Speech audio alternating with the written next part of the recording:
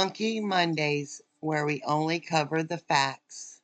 Nestled in the picturesque landscape of Piatt County, Idaho, Fruitland stands as a serene city flanked by the meandering Snake and Piatt rivers.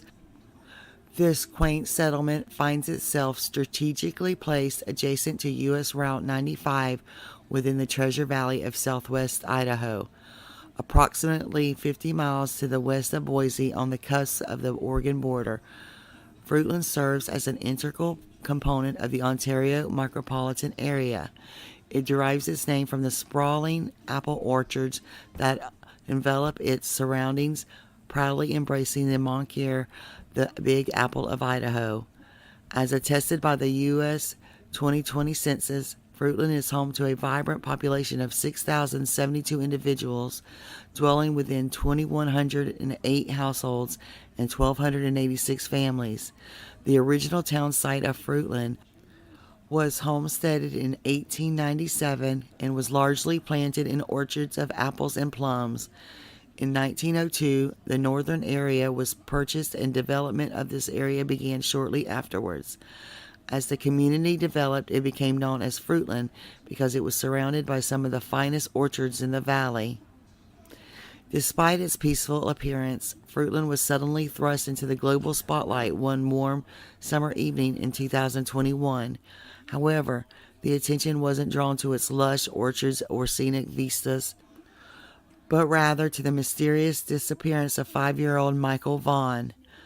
Michael's adventurous spirit and boundless curiosity painted a vivid picture of a young boy captivated by exploration.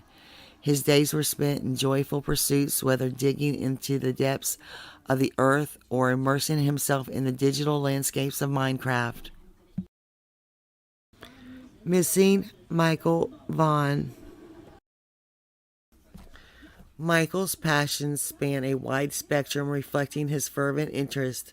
His fascination with astronomy leads him to gaze at the wonders of the night sky, while his love for superheroes find expression in beloved movies like The Mandalorian, Spider-Man, and Batman. His playful nature extends to his choice of toys ranging from monster trucks and Hot Wheels to the intricate world of Legos. Additionally, Michael's adventurous spirit thrives outdoors, where he enjoys moments at the park, camping expeditions, and thrilling adventures at water parks and amusement centers. Blue and red are his favorite colors, reflecting his vibrant personality. When it comes to treats, he indulges in zebra cakes, ice cream, macaroni and cheese, pizza, and cookies. Michael earned his nickname Monkey from his early days in the womb, where his climbing antics began. Escaping from his bassinet and crib as an infant, his penchant for climbing only grew as he matured, earning him the playful monkey that suits his adventurous spirit, Monkey. On a memorable Halloween, Michael decided to forgo his own costume preferences and instead donned the attire of a minion, much to the delight of his baby sister. With her adoration for those whimsical characters in mind, Michael embarked on a mission to bring her joy by embodying a real-life minion. This selfless act spoke volumes about Michael's compassionate nature and his unwavering dedication to making those around him happy. Michael's laughter is like music to the ears, and his smile has the power to illuminate even the gloomiest of days.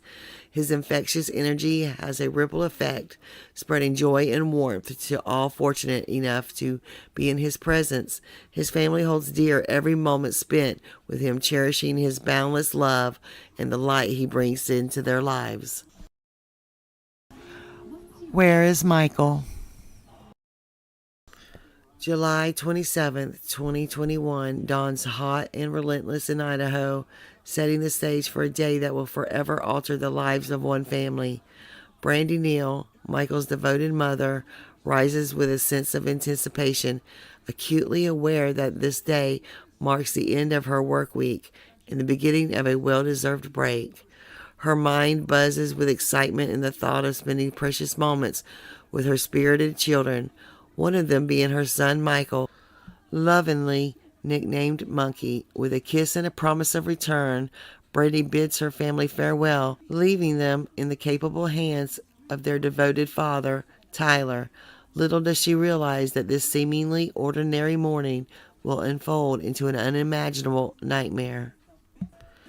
This day unfolds in familiar routine for Brandineal, who eagerly anticipates reuniting with her family after a taxing day at work. As the afternoon progresses, Brandy takes a brief break around 4 p.m., reaching out with a phone call to check in on her loved ones. The scene at home appears tranquil. Michael engrossed in his Nintendo Switch game in the living room, while his father Tyler oversees the activity. Meanwhile, the rest of the family is occupied with their own pursuits, creating an atmosphere of warmth and contentment within the household. As the evening progresses, Tyler briefly leaves the living room where Michael is absorbed in his Nintendo Switch game to attend to his youngest daughter's needs. In a routine act of parental care, he changes her diaper and places an order for pizza, anticipating a cozy family dinner. Little does he know, within the short span of 15 to 20 minutes, their lives will be irrevocably changed. Returning to the living room, Tyler is met with a chilling scene. Michael is nowhere to be found. Panic sets in as he frantically searches every corner of their home and the surrounding area, his mind racing with unanswered questions. How could Michael have vanished without a trace? The front door, notoriously stiff and loud, presents an implorable escape route, which means he probably used the garage door to escape. With mounting dread, Tyler makes two urgent phone calls, one to the authorities and the other to Brandy, his voice trembling with fear and desperation.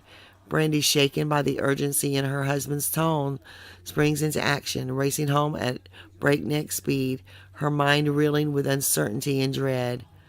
The police respond swiftly to Tyler's distress calls, arriving on the scene as Brandy arrives home to a flurry of activity. Neighbors, drawn by the commotion, join the search for Michael, unaware of the daunting journey that lies ahead. Fruitland's Chief of Police, J.D. Huff, leads the investigative efforts, his cautious approach withholding crucial details as the community braces itself for the task ahead.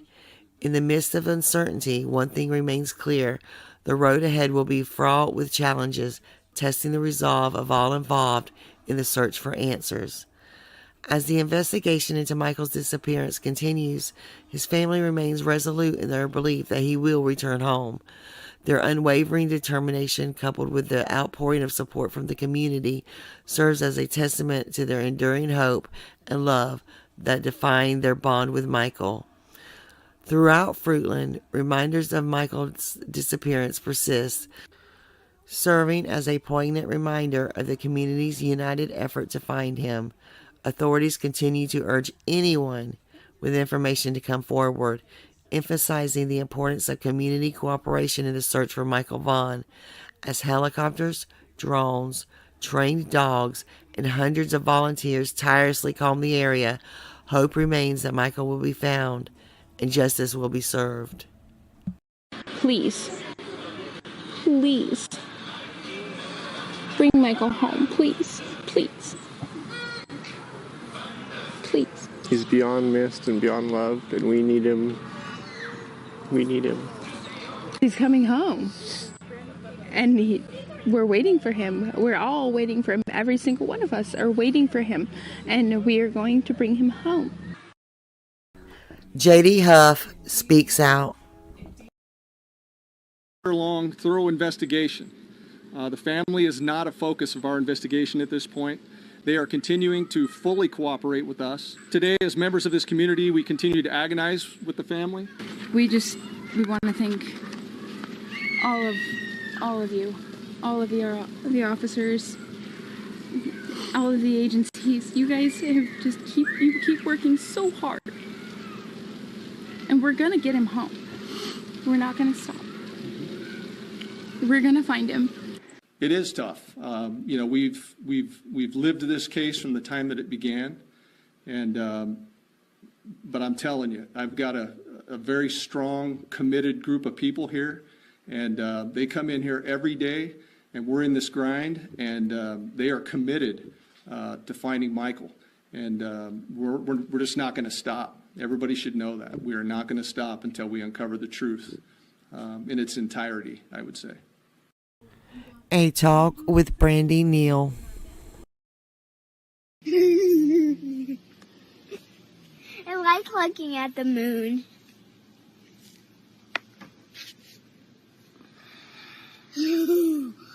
Oh, you're getting a picture of the moon? Mm-hmm. Or you're getting a video of the moon? Video. All right.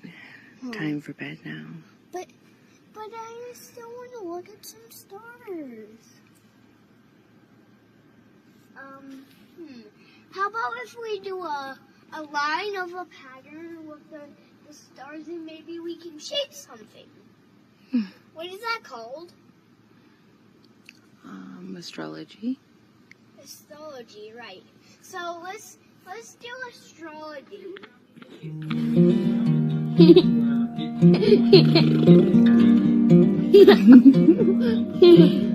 You are silly. Silly.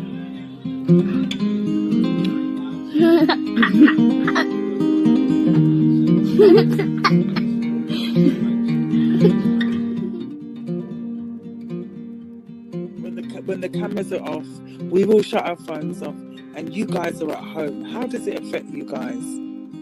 It hurts. You know what? I have 2 teenagers, and about a week ago, my oldest had a friend over, and they were on YouTube. They're 15, and someone sitting there lying and bashing our family. And I've never heard my daughter cry so hard. Oh my God. She was on her hands and knees screaming for her brother and screaming because people are cruel and they hear things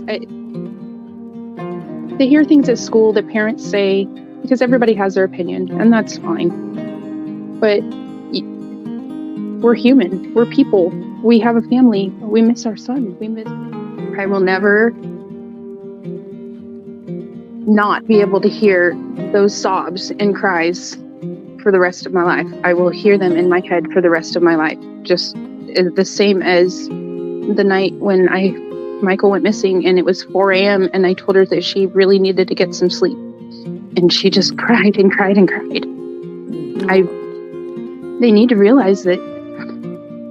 And she's precious. You remember you had her on here, and she's so sweet, and she just loves her mommy.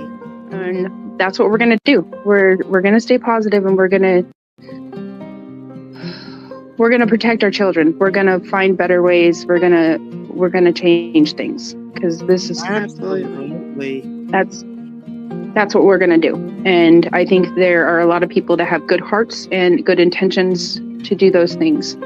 So we'll just be louder than the negative noise, and that's Absolutely. what. Well, you've always got a voice here for Monkey. We're always going to be his voice over here. And blue and red are his favorite colors, mostly blue. He loves monster trucks. Gravedigger is his favorite monster truck. He loves Spider-Man, Batman. He loves race cars. He loves cars. Mm-hmm. He loves trucks. Anything that goes. He loves pepperoni pizza, macaroni and cheese, and it has to be the Velveeta kind. It can't be the Kraft macaroni and cheese. You're kind of picky about that one. Mm-hmm. He loves Otter Pops, the Otter Pop popsicles. He could eat a whole box if I let him. Zebra cakes. The little Debbie Hostess zebra cakes. They get come 2 in a pack. Oh, and ding dongs. Mm-hmm. Loves ding dongs.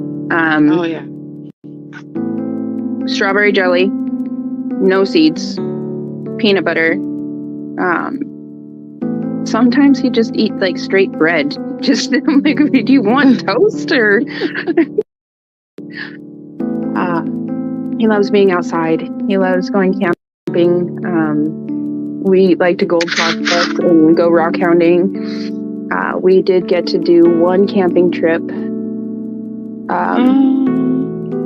in the end of May. And he got to play soccer with Dad, and we found lots of cool rocks. I've been waiting for it to warm up to finish tumbling them.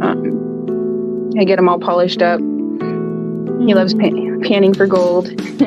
He's a fish in water. He is a swimmer. He does know how to swim, yes. Oh, that's great. So, like you. I think he looks just like you. He does. He has the bluest eyes. You know what's funny is when he was born, he had black hair. Really? Mm-hmm. And he had black hair, and it fell out, and it turned towhead blonde. Oh my God. Buggy's got the strawberry blonde. Monkey had strawberry blonde probably when he was about 2, I want to say. But he's always been super, super blonde. So. That's what I thought. We met your daughter, your oldest daughter. She's the sweetest. Oh, she's so sweet. It's really hard for my oldest son because Monkey and him look very similar. They do look very similar. I mean, you can tell, like, as my oldest son's gotten older, he looks like his dad for sure. But when they were younger, because Tyler and I have been together almost 8 years now. Jesus.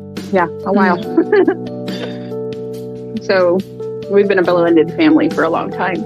Like, if you want to say something to somebody that may possibly have Monkey about bringing him home, I know you've said it before, but if they're out there maybe listening, please let him come home. He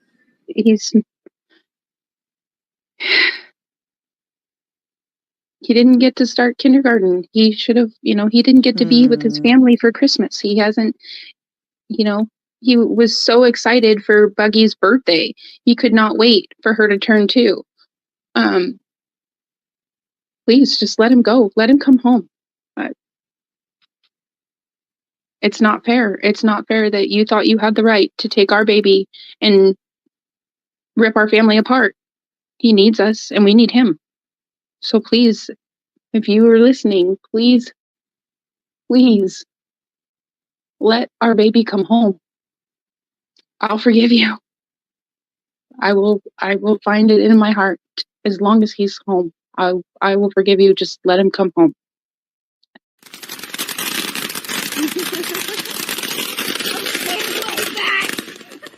I do not want to get hit by any of those. Did you catch that video of me? I did. Short one minute. Daddy, what? Don't touch nothing else with that hand. You can only touch with this hand, okay? Okay. Can you touch one? Touch the pan. Can you feel how hot that is? Stay back in the stove. It doesn't feel hot. Yeah, but it'll get hot. Pick it up. Okay, stay back. We made real homemade We made real homemade cookies. cookies. Can you touch them? Don't touch with the other hand. Aww. If I could grab one. Not with that. You gotta let them rest. Aww, I gotta let the cookies rest. Yeah, because it's hot. You have 2 left. You ta-da-da. Look, I made real cookies. Trying to do everything I can to make sure. My goal is I want everybody in the world to see his face. I want everybody to know about him. He hasn't been found in the water. He hasn't been found in any fields. He hasn't been found by helicopter. You can support Michael. If you find a blue light, put it up, please. A blue His light. favorite color. Front porch light.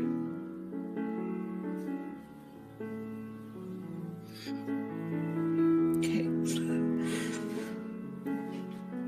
I can't imagine what you're going through, so. Hold on 1 second. Sorry, I'm professional. It's not unprofessional to have a license, ma'am. I promise you. When you're a reporter, you're taught to just stuff that down. You don't do that. I didn't do that for a long time. Look where I am now.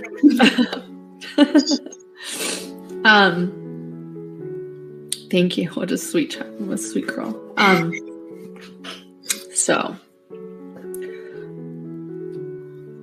when you woke up the next day, I didn't. And you didn't wake up.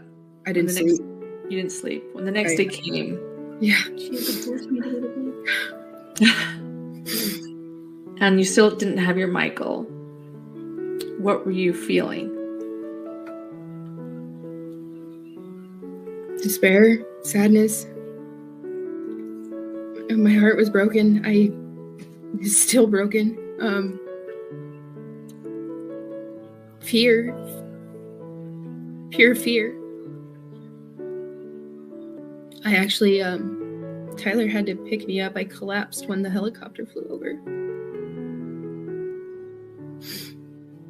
Because it was a nightmare. Like, this can't. I couldn't believe this is happening. It's a never-ending nightmare. Yeah. Don't know how to answer. Because I don't know how I'm doing. I'm sad. I'm scared. I'm miserable.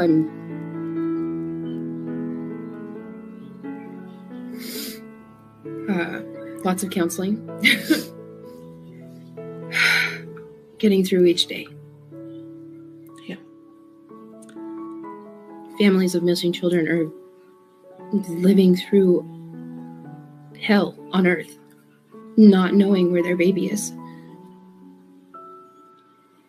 And honestly,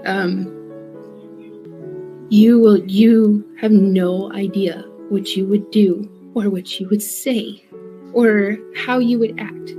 There's been so much of the, well, I would do this, I would do that.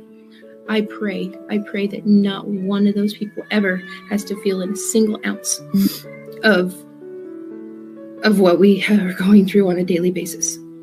So and I pray that nobody ever has to. You've lived that situation or you've walked a second in that situation. Don't tell a mother or a father that you know what you would do because you don't know what you would do. So just be kind and be thankful that pray that you never have to feel an ounce of this heartache or this heartbreak ever. There are some very, very, very dedicated officers, FBI agents. They live, eat, breathe, sleep, trying to find Michael, trying to find answers. So I have this faith in them to share his story, share his picture. Everyone who just continues to be supportive. Thank everyone. For you. Thank you. Thank you, ma'am. You're welcome. Thank you. Mm-hmm. Thank you. How are you doing? Are you okay? No. And that's okay to not be okay. That was a good answer to be able to share. Yeah. Is there something we can do for you? Don't let anyone lose sight of my brother, please. That's my baby too. We'll do our best. We'll keep Michael out there. Okay? All right. Brandy speaks. I got up that morning. Monkey was laying on the couch. He was playing the Nintendo Switch. I had to be at work at 12:30 p.m. that day. That was my 8th day of work straight. I had started a new job. Tyler and I were working opposite schedules and getting it worked out. He had worked at that job for a few months prior. Monkey didn't want me to go to work. He wanted to play because we're always outside. It's summertime and we're always outside. He loves being outside, and that's what we do when I don't work. Is we're outside doing something at all times, whether it's camping, going to the park, playing football in the backyard, digging in the dirt. I went to work, was working my shift. I went to my lunch at about 4:00, and I called because I call always on my lunch break, check on the kids, check out everybody's doing. It's a handful when you got 4 kids by yourself. Yes. So Tyler was home with all the kids. I called. It was just a short, quick call. How's everybody doing? Oh, we just came inside. We've been playing outside all day.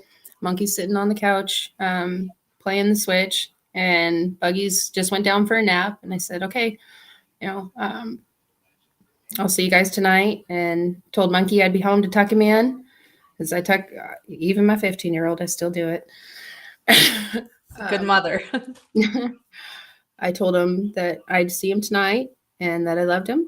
And he said, I love you too, Mama. And I told Tyler I loved him and that I would see him later that night.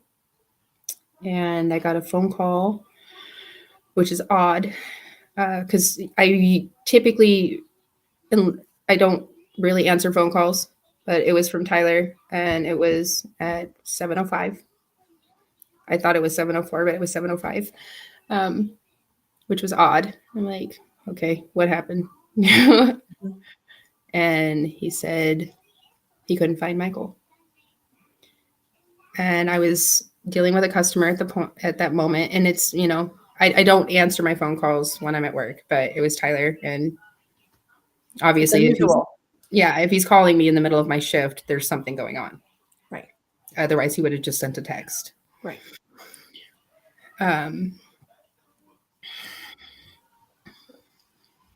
He said, I was like, what do you mean you can't find Michael? And he's like, I can't find him anywhere. Like, I've looked through the house. He was yelling his name. He was looking outside, and I was dealing with not difficult, but a very specific kind of customer. And fair way to say it. Yes. Yeah. So I just put my phone in my pocket. I left Tyler on call, in my pocket. I had a meat coat on. And I got done dealing with the customer, and I picked it up in middle of talking and to the customer too. And I was like, well, did you find him yet? And it was pure panic, pure fear. And I panicked, and I set my phone down. One of my coworkers walked by, and I'm still trying to deal with this customer. And she, are you okay? And I was like, please go get my coworker, the butcher. He was out having a break, and I said, I have a family emergency. And at this point, I get completed with the customer, and I walk into the office, and he comes in, and he's like, what's going on? And I said, Tyler can't find Michael. And I just kind of stood there for a moment, and Tyler's still on the phone, and I just kind of froze. And my coworker was like, go. And I ran to the locker room. I grabbed my purse. I ran out the store. I ran to my vehicle, and I drove as fast as I could here. And coming into the neighborhood at the park, I saw a cop car at the park. And how far away is your work to here? So I work in Payette, Idaho. Okay. And I live in Fruitland. And typically it takes about 13 minutes to get to and from. Okay. I got stopped at a red light at Gateway. And if anybody drives in Idaho, that's that light takes forever. You always are sitting there. There's a lot of traffic through there because if it goes towards Ontario, Oregon, and Ontario, Oregon's pretty big. Right. Okay. That makes sense. So there's a lot of traffic through that area. And I got home. I didn't even park. I kind of just threw it in park in the middle of the road. Tyler was talking to a police officer, and Tyler's dad, Grandpa, had just gotten home a few moments before me, apparently. He had been out getting a haircut and, doing grandpa stuff for the day. Went and visited some friends and got home and was met with everything that was going on. And Dad drove out into the field, down the road into the field just to look. And neighbors were out, and I drove down to the splash pad. Asked a couple ladies that were there, and I didn't even get to ask them. They said, we haven't seen a little boy. And I was like, you haven't seen a blonde-haired, blue-eyed little boy come down here? And they said, no, we haven't seen him at all. And I think I drove, it gets blurry. I can imagine. I drove back up into the neighborhood. I drove down to the end of 9th, and I was, screaming Michael's name. People were coming out and asking what was going on. And then there were people on their 4-wheelers, ATV, like just side-by-sides, cars. I think at 8:17, I called my boss, and I was like, I can't find him. I can't find my baby. I don't know what to do. And she was here in a heartbeat. I called Kira. She had went to, she had went with a friend. They had picked her up while Tyler was looking for Michael. Panicked. I had to know where all of them were at that moment. Like, I needed to know they were safe. Yeah.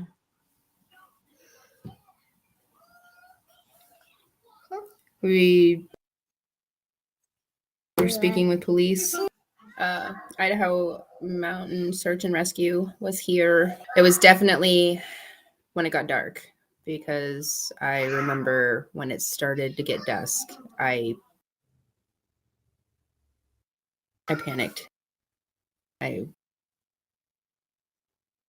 panicking to Kira, the detective, like, it's getting dark. Why haven't we not found anything? Seeing them come in, and why are they here? Why are the ambulances here? And they were just here to help. There were people from New Plymouth, Payette, and Ontario, Oregon. The streets were covered, cars, people everywhere. The park, the fields, people were out with flashlights, and when it got dark, even before it got dark, the streets were covered in people and families, kids on bikes, people putting their kids in strollers and just screaming his name. Somebody took him.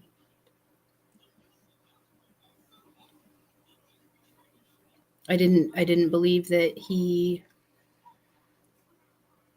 just wandered off and got hurt or got stuck into something. There was no way, with the amount of people that were here immediately and continuously through the night, that, especially when it hit dark.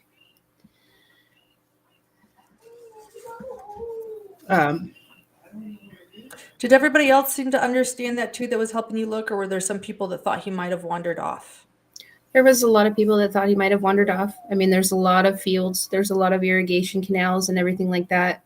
But Michael is very familiar with the hazards of irrigation canals.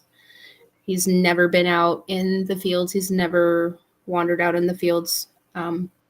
Honestly, if he would have wandered anywhere, he's attempted once to get to the park by himself, and that was because he overheard his big brother going. And this was a little over a year and a half ago, I want to say. Okay. But he was caught wandering down 9th by Grandpa, and because Grandpa was coming home, and he hadn't been out by himself out front like that. So you sense this as his mom, that someone took him? Honestly, within the first hour that I was home, when I called my boss, I had that panic. I had that panic because we should have been able to find him. He wouldn't have gotten that far. Not in the time frame that from when Tyler was watching changing Buggy because she woke up from nap, to smoke a cigarette and eat or order pizza, and Michael's not in the backyard playing. Michael's not in the living room. He's nowhere in the house. He's not on our street when Tyler, was yelling for him. He couldn't have gotten that far. November 18th, press conference.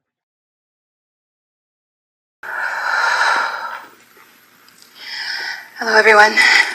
I want to thank you for all being here today. My name is Brandineal, and I am Michael Joseph Vaughan's mama. I am here before all of you today on behalf of my family to speak about Michael. As much and everyone in our family wants to be up here in front of all of you today, I am here to speak on all of our behalf. I am here to ask you all. I'm here to ask you, please for your help. I am here to ask you to please keep Michael's face, his name, and his story in every one of your hearts, your eyes, and your minds. It has been 115 days. 115 days. He has not been home. And we need every one of you. I need you. I need your help to bring my baby home.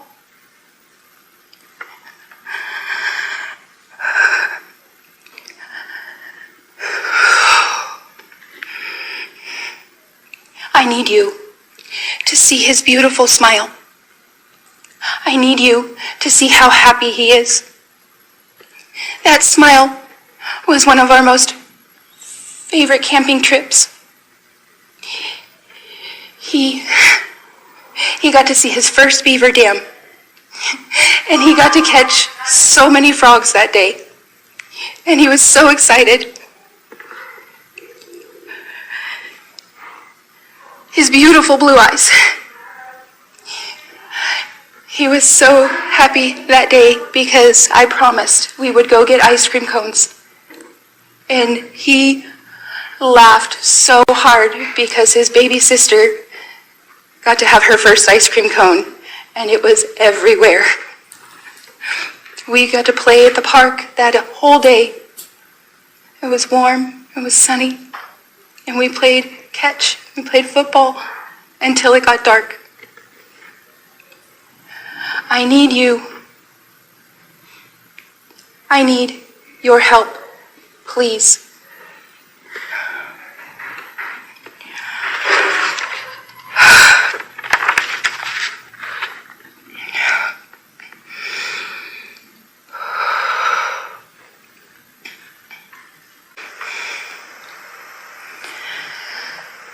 I need you to know how much Michael is loved.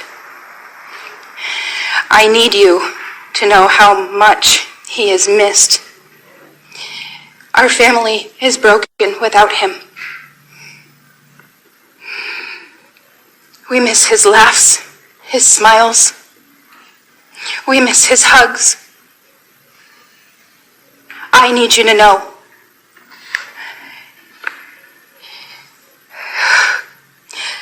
He is such a sweet, fun, exciting little boy.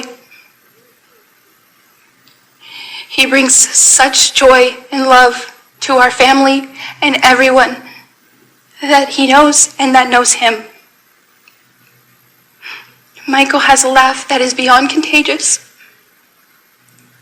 You can't help but smile and laugh when you hear his laugh.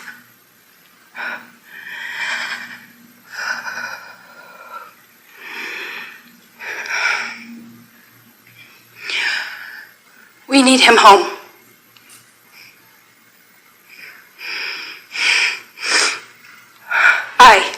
I am asking for your help.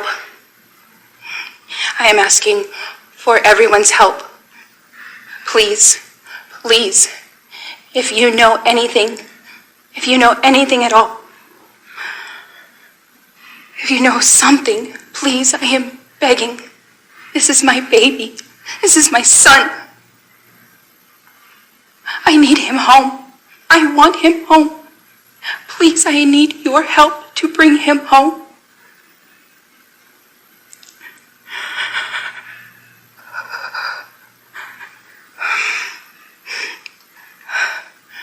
I want to thank all of the community and the extended communities and everyone who continues to keep Michael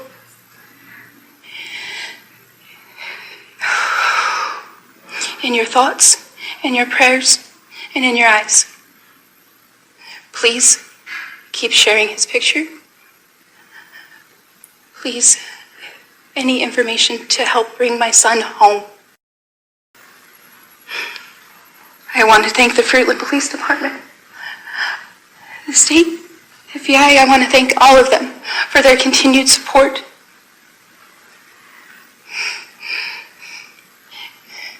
They have become family, and they are his son too.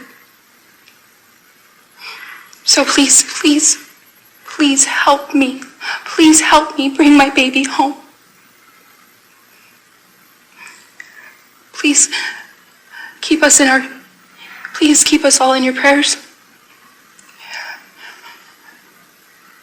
Anything, please help. Please help us bring our baby home.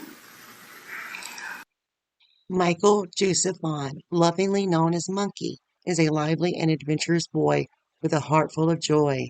Born on June 24, 2016, to Brandy, Neal, and Tyler Vaughan, he lights up every room with his bright blue eyes, golden blonde hair, and boundless curiosity.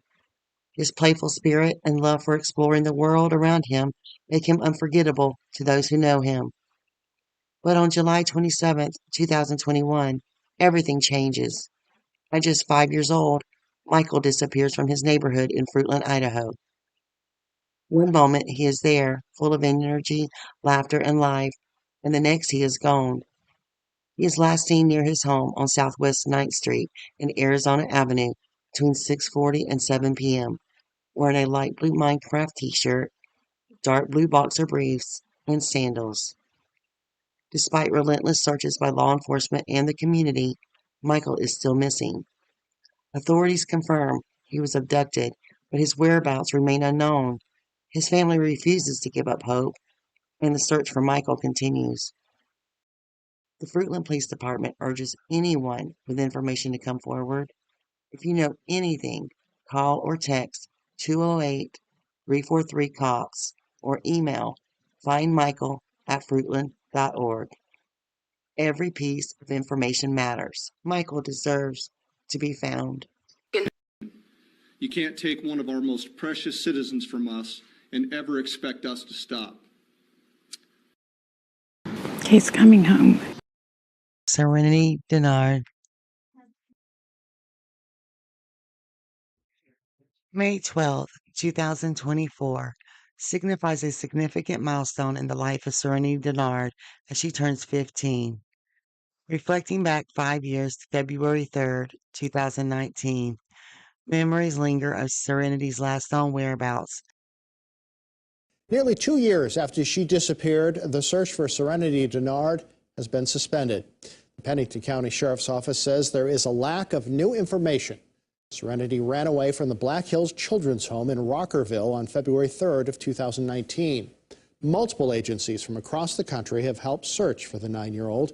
Investigators have looked into 275 leads in South Dakota and throughout the nation. The Sheriff's Office says the investigation will remain open and encourages anyone with information on her whereabouts to contact them.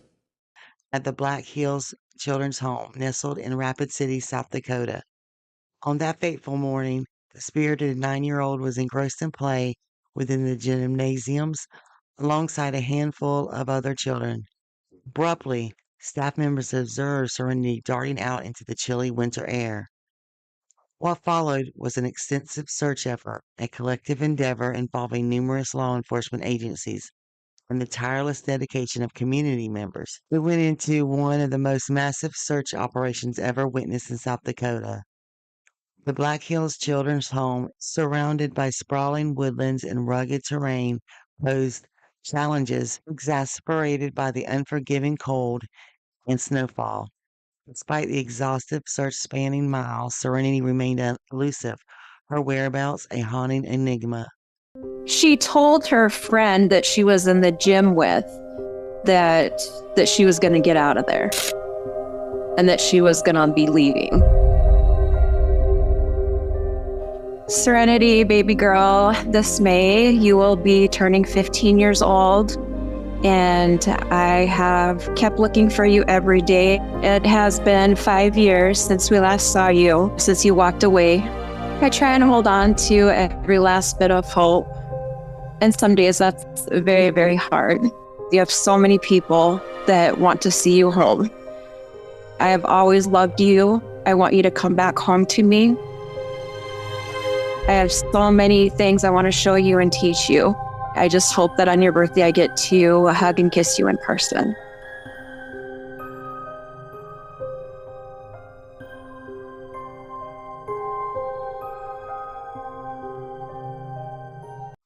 Darcy Gentry, Serenity's mother, bears the burden of a mother's worst nightmare.